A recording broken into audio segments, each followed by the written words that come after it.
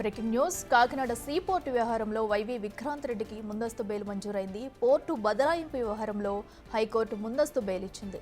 Port విషయంలో తనను విక్రాంత్ రెడ్డి బెదిరించారని కేవీరావు ఫిర్యాదు ఆధారంగా పోలీసులు కేసు నమోదు చేశారు.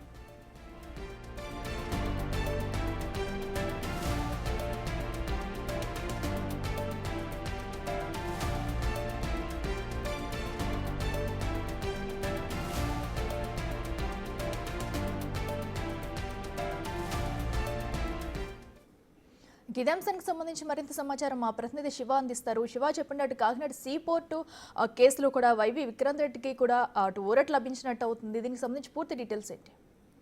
మొత్తం మీద చూసుకుంటే ఏపీ ప్రభుత్వం కాకినాడ పోర్టు వ్యవహారానికి సంబంధించి కూడా ప్రత్యేక దర్యాప్తు సంస్థను నియమించింది. ఈ దర్యాప్తు సంస్థ అక్కడ పూర్తి స్థాయిలో విచారణ చేపట్టి నివేదిక ఇవ్వమని ప్రభుత్వం ఆదేశించింది. ఒకవైపు ఈ కేసును సిఐడికి బదలాయిస్తూ గతంలోనే ఏపీ సర్కార్ నిర్ణయం తీసుకుంది. దానిపై సిఐడి కూడా పలు దఫాలుగా విచారణ చేపట్టింది. దాని దగ్గర నుంచి పలు ఆధారాలను కూడా సేకరించింది.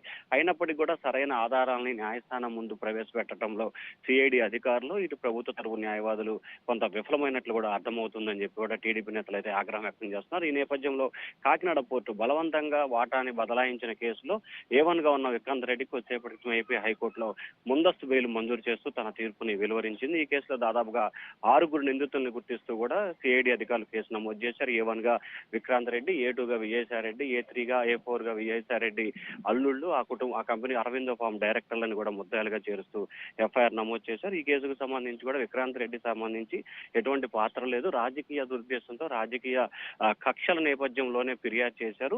అలాగే మరొక వైపు విక్రాంత్ రెడ్డికి సంబంధించి ఏదైతే ఆరోపణ చేస్తున్నారో కేవీరావు, అతనికి సంబంధించి కూడా పోర్టు బదలాయింపుకు సంబంధించి కూడా ఇంటర్నల్ గా అంటే బయటకు సంబంధించి కూడా ఆర్థిక పరమైన లావాదేవీలు వారితో సెటిల్ చేసుకున్నట్లు కూడా తెలుస్తా ఉంది. ఈ నేపథ్యంలోనే కేసుకు సంబంధించి విచారణ కొంత మందకొడిగా సాగుతుంది. ఈ దశలోనే కోర్టు బెయిల్ ఇచ్చినట్లు కూడా అర్థమవుతా ఉంది. అఖిల,